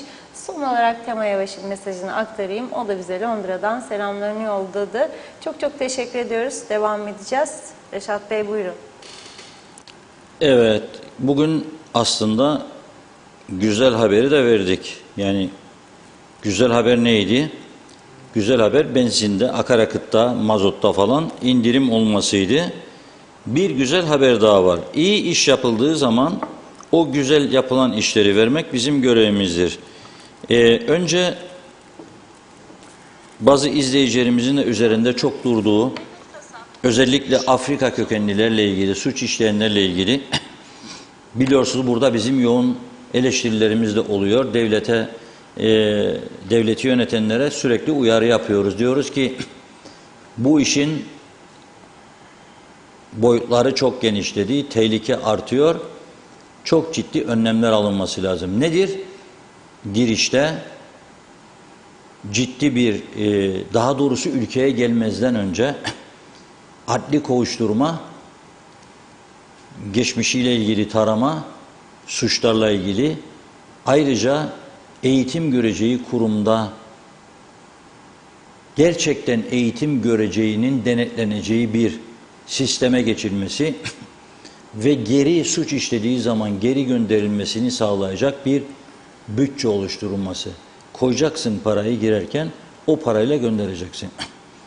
Şimdi dün de eski İçişleri Bakanlarından Ayşegül Baybars Hanım bizim stüdyolarımızdaydı. Bugün de Diyalog Gazetesi'nde açıklaması var. Ayşegül Hanım diyor olayın boyutları çok gelişti. Durum oldukça endişe vericidir. Tedbir almak lazım diyor o da. Fakat diyor bu suç işleyenleri burada geri göndermek diyor kişi başı 2000 dolara mal oluyor diyor. Şimdi onu şimdiki hükümetin bir yetkilisiyle görüştüm dün gece ben geç vakit. Ne olacak bu iş? Yani bu tehlikenin boyutları artıyor. Bu hepimizi endişelendiriyor. Nasıl olacak? Siz her adamı buraya koyup ondan sonra 2000 dolara bana verilen bilgiyi aktarıyorum. 2000 dolar değil artık gemiyle gönderiliyor. Suç işleyenler veyahut da kaçak olduğu tespit edilenler gemilere konulup gönderiliyor. Maliyeti de kişi başı 200 Türk lirası sadece. Gönderiliyor. Nereye? Türkiye'deki göçmen kamplarına.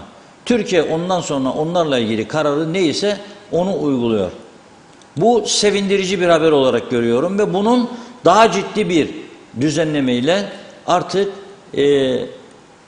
yoluna girmesini diliyoruz. Ve bu konuda bir çalışma yapıldığını öğrendim. Çok umut verici bir durum.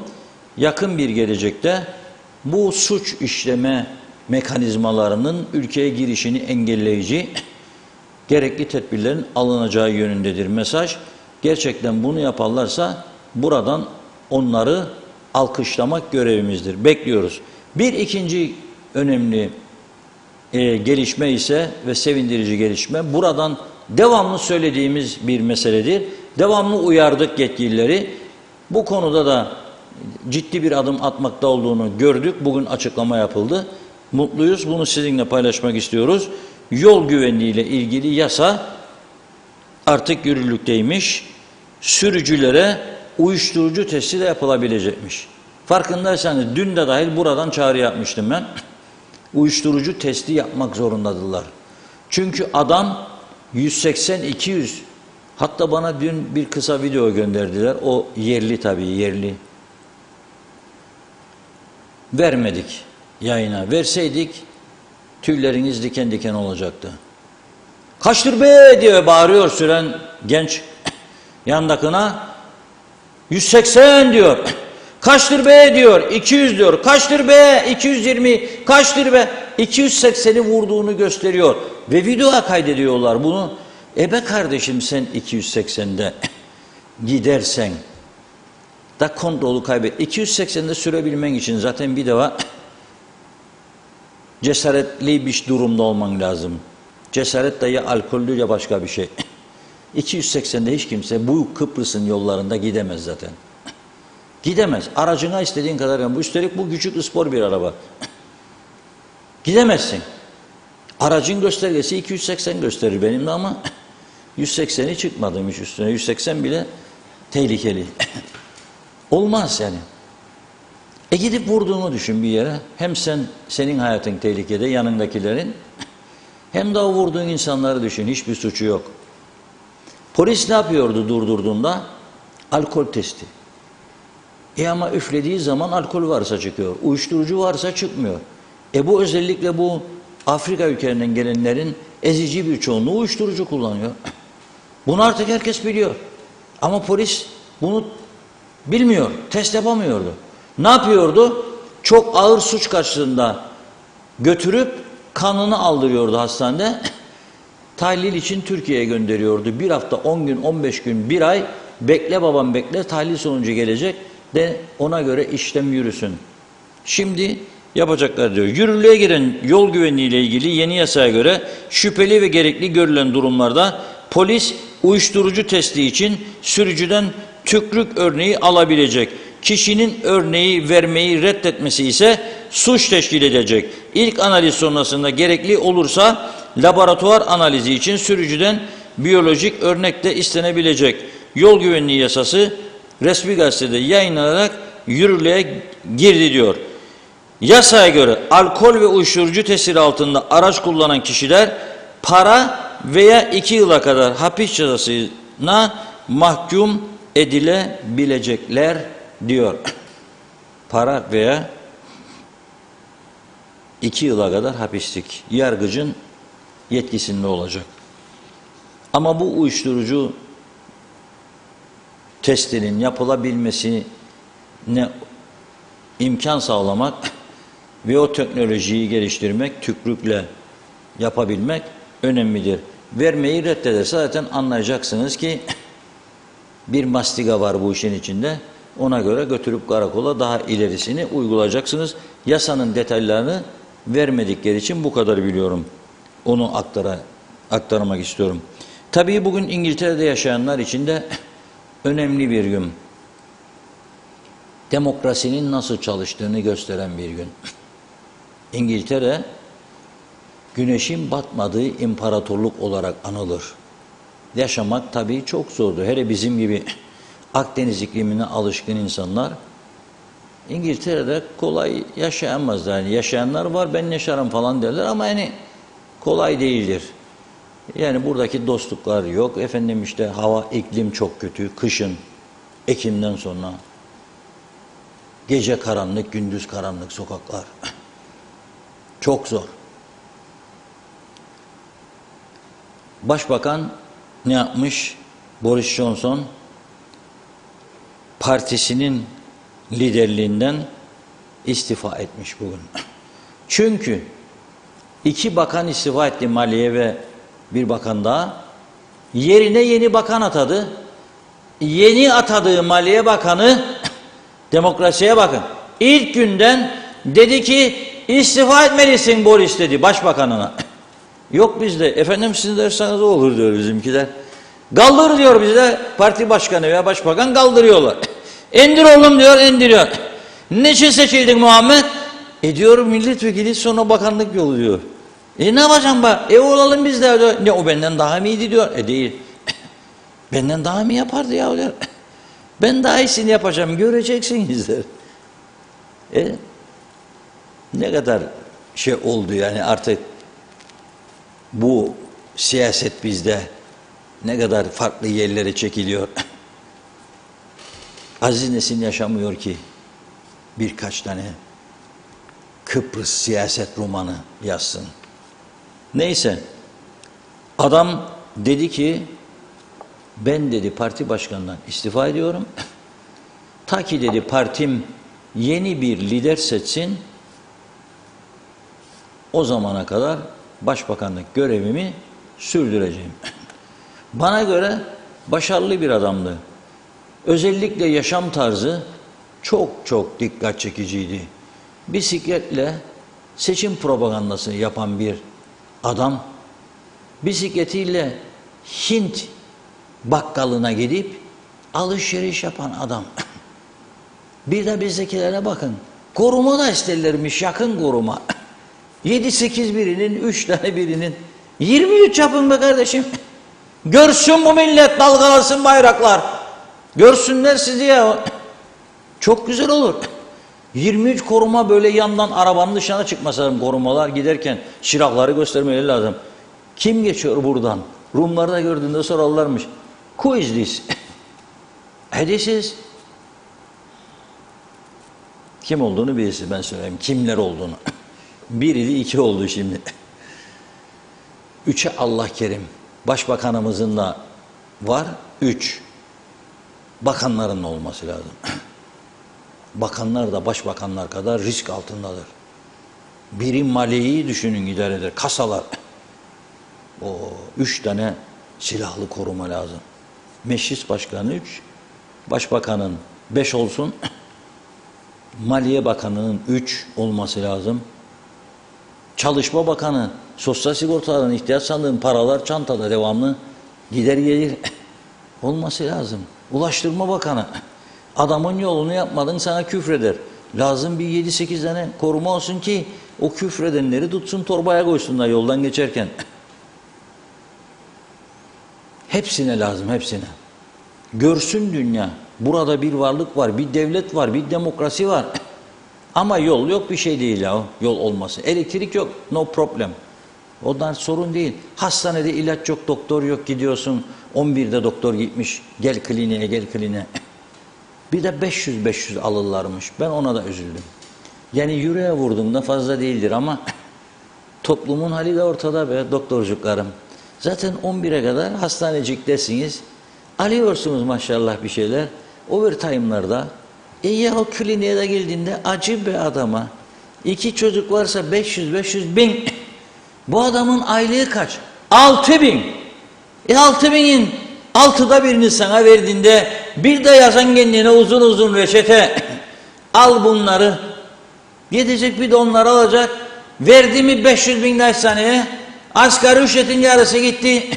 Getirmeyecek çocuğu, hasta olsa da öksürse de geçer annem diyecek. Anne o bacak göğsücüğünü zivaniyacığıyla da düzelsin öksürük. Bugünler zor günlerdir. Yardımlaşmamız lazım. Dayanışma içinde olmamız lazım. Ben ara sıra kızarım bazı fitneyi fesat sokanlara. Ama bir şey değil. Ama bu ülkenin siyasetine iyi adamların girmesini de istemem, girmesinler. Çünkü erken zamanda yıpradılar, zarar verirler, ensenizden keyif yapmaya çalışırlar meyhane masalarında. Neredeyse hak ettiği düzen oraya gidecek. Bırakacaksınız gidecek. O gideceğimiz yerin de ben diyorum ki en doğru yol, istikamet çözümdür. Çözümdür. Anlaşacak. Bakın Rumlarda da bugün Rum basında okudum. İlginç gelişmeler var. Bir gelişme yaşandı ki önemlidir. Hafızalarını tazelemeye yol açtı. 18 Temmuz'da barış hareketi başlamadan hani junta geldi ya, faşist Yunan juntası, hani tanklarından çevirdi ya Rumların yoğun olduğu yerleri, Eleftherios, Makarios'un sarayını toplarla atış yaptılar Makarios'un sarayına. Canını zor kurtardı başpiskopos ki Enos yemini vermiş adamıydı ve ilk cumhurbaşkanıydı, ilk dini ve siyasi liderdi. Ne yaptı? Canını zor kurtardı. Koydular bir araca, kaçırdılar kendisini İngiliz üslerine. Oradan bir uçağla Şeyser adalarına yolladılar. Magarios ondan sonra çağrı yaptı. Türkiye garantörüsün dedi. Kurtar adamızı dedi. O arada 18'inde Agelcileri yani Türklerin silahlı saldırıya uğramasına karşı çıkanlara Agel de Enosis'i desteklemişti. 68'de kararı vardır ama silah zoruyla öldürmeyin. Zaman içinde zaten bu kendiliğinden gelecek. Çünkü Kıbrıs Türkler ekonomik yönetimden uzaktılar. Genellikle dün okuduğum ilan vardı ya, ırkatlar aranıyor diyor. Bir Kıbrıs'ı Türk güneyde ırgat görülürdi. Yanni ağaydı, Ali ırkattı. Bu ırgatlığın dışındakileri, işlemeyenleri veyahut da yurt dışına gitmek isteyenleri de bileti keserlerdi. Gene içimizden birilerini buldulardı. Hadere Mustafa, hadere Cahidimu, hadere Alimmu. Gönder bu Kıbrıs'ı Türkleri. Da bizimkiler öldürecek veya o katiller var deyip Londra, Avustralya paketlediler. Biletlerini keserek, iş de bularak. Agelciler buna tepki göstermezdi ama öldürmeye karşı çıkarlardı silahlı terör yoluyla. EOKB'ye karşıydılar. Ama EOK Haber ne yaptı? Onları temizledi. Önce sonra bize geleceğiydi sıra 20 Temmuz olmasaydı. O öldürdükleri Agelci Rumları topluca bir mezarın içine gömdüler. Ve aradan bakın kaç sene geçti. 48 yıl geçti. Temmuz'un içindeyiz. Ne acılar yaşandı bu ülkede. İnşallah iki taraf da dersini çıkarır ve bir daha bu acılar yaşanmaz. Bunun da yaşanmaması için iki toplumun güvenliğini garanti edecek bir anlaşma. Ben diyorum çözüm anlaşma ama güvenliğimizi sağlama bağlamak zorundayız. Onlar da biz de. Ben saygı duyarım onlara da bize de saygı duyacaklar. Sağlama bağlayacak. Ne yapmışlar? Onların köylerine bir köy adı vermişler. Bir mezarlık veyahut da neyse o mezarlığa taşınmalarına nihayet izin çıktı. Kemikler incelendi ve aileler gözyaşı dökerek aldılar kemiklerini, o öldürülenleri, o cinayete kurban gidenleri ve götürüp defnettiler. Ama bir taraftan da geçen hafta Rum Meclisi hala Grivas'a yeni büst dikilmesi için 40 milyon euroluk bütçe görüştü. EOKA ve Grivas Müzesi ve Anıtı. İyi ki reddedildi. Niçin reddedildi biliyor musunuz? Yok ki prensipte fikire karşı. Detaylarını açıklamamışlar. Gizlediler Grivas'ın heykelini diye. Gelmeyecek anlamında değil. Ben diliyorum bu kadar olayından bitenden sonra ders çıkarsınlar. Bizimle iyi geçinsinler. Bakınız diyorlar ki BAF'ta belediye başkanı bağırdı çağırdı Fedanos dedi ki yabancı mültecilerin sayısı bizimkilere eşitlendi. Fedanos benim Kıbrıslı Türkler 1/4 bile değildi BAF'ta da kaçıra bir oldunuz. Hazmedemediniz. Konuşun aranızda. Kötü kötü bakmasın o BAF'takiler hala EOKA zihniyetiyle köyünü ziyarete giden Kıbrıslı Türklere. Biz gittik arkadaşımızla gidelim dedi bana. Lemba memba diye tutturdu Mandirga. Gittik Mandirga'da lokantaya. 3 tane adam geldi neredeyse bizi gözleriyle yüzleriyle dövdü. Lokantacıya kızdı. Ne kon be sen bu Türkleri dedi. Az buçuk Türkçe bildiğimiz Durko Kiprosları deyince hemen anladım ben. Sonra adama dedim gel bunlar bizim gitmemizi mi istiyor? Biz para vermeye geldik sana dedim. Siz oturun dedi. O karışamaz buraya dedi. Düzelsinler lütfen onlar da. Evet bugün bu kadarla noktalayalım Funda Hanım. Uyku vaktiniz gelmiştir bakıyorum böyle saldırırsın. Onları da tamamlayalım. Tamam, Farklı tamam. isimlerin mesajlarını aktarayım. Yusuf Garip, benzin 1 lira düşmüş artık hayalimdeki dünya turuna çıkabilirim dedi. Mehmet İnancı, Afrika kökenlilere kapılar kapatılmalı. Feridun Tahsin, Müteahhitler Birliği ülkeye giren bu yabancı uyruklulardan paraları alıyorlar zaten demiş. Ne alakaysa. Hasan Nihat Erduran, tükürükten uyuşturucu testi mümkün. Yasal düzenleme ister. İşte o da yapıldı. Trafik suçlarının davasız halli yasası. Mehmet Uçaner, Reşat abi deme öyle diyor, sürati 280. İspat etmeye çalışacaklar, sana başka videolar da çekip yollarlar diyor. Evet bakıyorum Salih Mullalı'nın mesajını okumayayım. Nazime Nalbant, yolda gidiyorum arabadan sizi izliyorum demiş. Güzel Kıbrıs'ıma selamlar. Şimdiden iyi arifeler, iyi bayramlar diledi. Necdet Mavigözlü, Afrika kökenli insanlar için verdiğiniz habere çok sevindim. Ancak burada o kadar Afrikalı var ki bunların buradan gönderilmeleri için bir suç işlemelerini mi bekleyecekler? Adamlar talebe diye, turist diye geliyor. Nasıl market açıyorlar, nasıl dükkan açıyorlar? Tümünü de göndermeleri gerekir. Şimdi tam zamanı, okullar da kapandı. 280 kilometre hızla giden araba sürücüsü biliyor mu 200 kilometre hız aldığı zaman havalanıyormuş dedi. Evet bakıyorum. Salih Mullalı, çok lider olmak, bakan olmak isteyen sevdalı var. Aralarında bu rütbeye gelebilmek için çok hummalı çekişme var.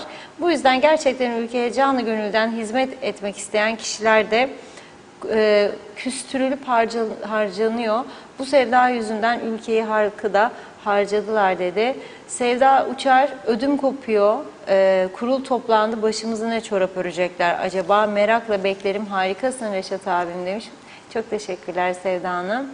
Evet, İsmail Mine başarır. İşte bize çocuklu insanları bir maaşla aile geçindirmeye çalışanlar anlayan insan, bravo Reşat abi dedi. Tülay Önal da çok teşekkür ederiz. İyi ki varsınız yazmış. Evet Mustafa Deveci, zaten dışarıdan adam getirdiklerini, adam başı euro aldıklarını alıyorlar. Durmadan insan getiriyorlar. Getirenler para kazanıyor. Belgin Rıfat, evet artık güzel haberlerde diyemiyorum. Daha kötü haberlerin olmadığı günlerde buluşmak üzere demiş. Evet, Hasan Nihat Erduran, ırkçılık yapanlar hata yapar, protesto ederim. Suç kişiseldir, renk, ırk, dinden bağımsız dedi. Evet, çok teşekkür ediyoruz mesajlarınız için, katılımınız için. Evet, Reşat Bey, son olarak sizin eklemek istediğiniz. Evet, son olarak bir güzel şarkı seçmiştim ama yarına bırakmak istiyorum bunu. Bayram arifesinde bayram dansı yapalım hep birlikte, izleyicilerimizle yani demek istiyorum. Onun için yarına kalsın.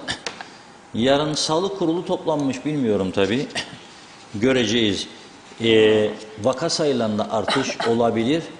Herkes kendini koruyacak arkadaşlar. Öyle ülkeyi kapatmaya yönelebileceklerini düşünmüyorum. Zaten ülke çökmüştür. Ülke çökmüştür. İnsanlar perişan haldedir. Ama herkes tedbirini alsın. Almak zorundalar zaten. Ben bugün bir bankaya girdim. Bankadaki hiç kimsede maske yoktu. Ben maskeli girince bana dediler, ne oldu hayırdır Reşat Bey dediler. İçeri girdim, banka küçücük bir oda, çok insan var gördüm. Orada vezne önünde. Dedim takayım maskemi. Tedbirinizi alın. Ama ülke kapatmayı herhalde düşünmezler diye düşünüyorum. Yani dünya hiçbiri kapatmadı kapılarını. Onun için korkutmasınlar turizmcileri diyorum Funda Hanım. Yarın yeniden birlikte olmak üzere. Hoşça kalın diyelim. İyi akşamlar. Güzel bir gece olsun. Elektrikli olsun. Aydınlık bir gece olsun. Sular da akar inşallah. Çocuklarınızın elbiseciklerini bu geceden yıkayın siz, ne olur ne olmaz. Yarın elektrik olur mu olmaz mı ben bilemem. Yakıt gelir mi gelmez mi, yetişir mi yetişmez bilemem. Siz elbiseleri yıkayın. Ütücüklerini de yapın. Hazır olsun. Yarın da inşallah sular akarsa bir güzel duş yaptırırsınız çocuklara, banyocuğunu mis gibi. Evet. Ağzınıza sağlık. Çok teşekkür ediyoruz ve bugünlük programımızı noktalıyoruz. Yarın yine aynı saatte görüşmek üzere. Hoşça kalın.